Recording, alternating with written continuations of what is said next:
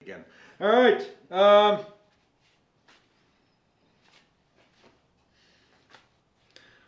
I bring to you today a 4-cylinder. Why? Because we're going to talk about maintenance.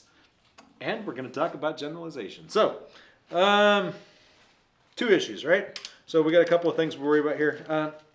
Don't mind the fact that I'm undoing my head. I know that sounds bad, but it's really not. So anyway, so we got generalization and maintenance that we're going to talk about. Those are 2 really important things when it comes to behavior change, right? Because behavior happening in one environment, around one stimulus, in one context. Cool. Behavior happening everywhere it should, in any new environment, at the appropriate time, without it being trained. Now that's even better, right? So, it escapes me what type of motor this is. It's out of an 85 Corolla, all right? So getting ready to do a rebuild on it and just popping the head off today. And so, or pretending to, maybe probably more accurately, but whatever, you wouldn't know that because I am actually undoing these damn things. Ooh, did you see that? Almost a knuckle buster, all right? So generalization and maintenance, right? So oop, can't get into that one. I have to pull that first. Darn it, all right. I'm done for now. I'm getting distracted.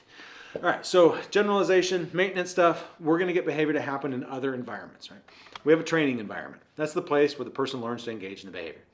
So, or you get shaped or you get taught what to do. Okay? So that's all well and good. Now you've learned the behavior. But if you can only perform that behavior in one particular, in that particular setting, how good is that for you? Congratulations, you can count money in the classroom. Can you count money at the grocery store? Can you count money when you're getting on the bus and put the right change in? Can you, I don't know, all sorts of things. I can only weld flat. Right? I can only weld flat. Congratulations, you can do a butt weld. How about the other kinds of welds? And they're all escaping my head right now. So, all sorts of... Like a T-joint? Oh, there you go. That would be a good one. Any others there, Mr. Welder? I can't think of any more at the moment. Yeah, it's because you're being a cameraman. So, generalization failure, all right? So, that happens. Generalization failures happen all the time. So, lap joint.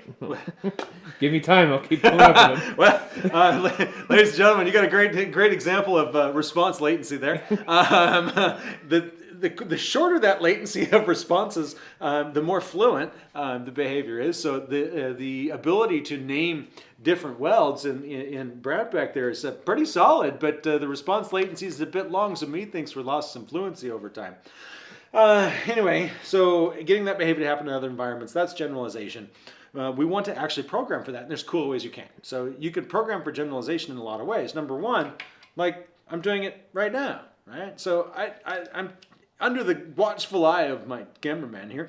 I am and director and editor and boss and creative talent and everything else. You know, he's not just a cameraman. He's also a board-certified behavior analyst. His behavior is drastically varied. It's all sorts of different things. Anyway, so under the watchful eye, I'm working on a different motor, right? So let's say he is providing support for me while I work on this motor and giving me some feedback and pointers along the way.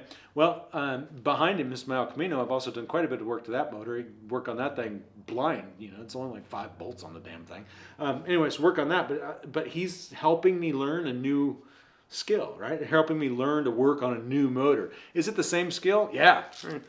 We're just getting it to generalize into certain environments with different stimuli, okay? So with this particular engine. So that's a generalization thing. Now we can even generalize it further. How about if I went out in the field and worked on this motor while I was in the car? Different types of generalization. If you had your supervisor with you or your mentor with you, then they could give you some guidance. They're programming you for generalization, so you can do this without them. Imagine if you had to go to every job site for every employee all the time to get them to do the work. It doesn't make any sense. You teach them what to do, and you give them a little bit of support while they go out and try new environments. Hopefully they pick it up, and then every once in a while you check on them. The once in a while you check on them thing, that's maintenance. And I don't mean maintenance as in working on this stuff. I mean maintenance as in maintaining and continuing to do the behavior, right? So we can check on them every single time, but you wouldn't necessarily want to, right? And why wouldn't you want to do that? Well, because largely speaking, you need, if you really wanted them to do that, you wouldn't necessarily want them to work keep getting myself turned around here. So you wouldn't necessarily want to check on them every single time. You just want to check on them once in a while, right? And the reason you just want to check on them you don't want to check on them every single time is because you want them to do the work without you. You're teaching them to survive on their own. And as you teach them to survive on their own, they shouldn't be what do you call it? They shouldn't be making major errors. They should have learned what to do under your guidance, and then they should be out there in the environment doing things quite well. And then once in a while you check on them to make sure things are going all right, and give them a pat on the back. Hey, Johnny, you're doing a great job with that engine.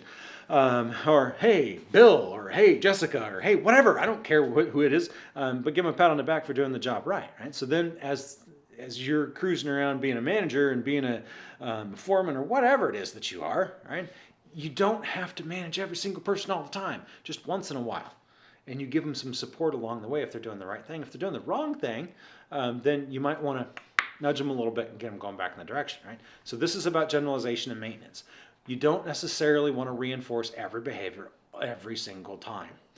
If you do, over time, when you stop reinforcing, the behavior goes away really quick. Really what you want to do is fade that reinforcement out. Let people work, give them a reinforcer, let people work a little longer, a little more work. You can do it, Billy Bob, you can do it, Joanne, you can do it, whatever, right? So keep working on it, you'll get it, and then after a while, you can just make it thinner and thinner and thinner and thinner, and you don't need to be out there all the time checking on them. You can just trust that they're doing what they're doing. And if everything works right, they don't have any generalization failures, and which is where you do one thing in one environment, you learn one thing in one environment, and then you try that in a new environment, and it doesn't work, right? That's a generalization failure. Did you, maybe that? Did anybody catch that? First, don't ever glue your oil filters on. And especially with ultimate wood glue. Don't do that. Generalization failure. We know what we're talking about. Don't do that. Yeah, just don't, please. No, I have to go clean this thing off. All right. All in the name of Psycher. Good thing I haven't torn the engine apart yet. The problem is we're probably going to be making videos when I put it back together, and then I'll have a real generalization failure, and I'll be really pissed. All right. Why? Because trust me, when you put somebody on extinction, in other words, when you fail to reinforce a behavior that's been reinforced in the past, one of the things that it produces is aggression and anger. So I can predict already that I'm going to expect to be reinforced for certain things when I'm putting this back together. And I can predict already I'm probably going to screw it up. So I can predict that I'll probably experience some extinction and get pretty pissy, right? But because the people that helped me learn to work on engines were really, really good at teaching me how to do this stuff, they also taught me how to persevere and to continue working hard and busting your ass to make sure you get it right. Even when you screw it up, you fix it out, you fix it. Maintenance, folks.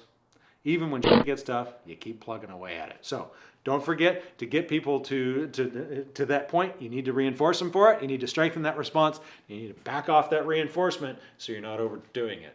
All right? So back to me working on my head. And not in the bathroom this time. And we will see you guys. For Christ's sake, that sucker was on there. All right? Generalization failure. Woo! Oh my gosh. Methinks that engine's a little bit old. Check this out. That there was a Craftsman. No joke, split right in half. I'm glad that didn't hit my face. Hey, folks, just a warning. That's why you use eye protection when you're working on anything. I made that shot.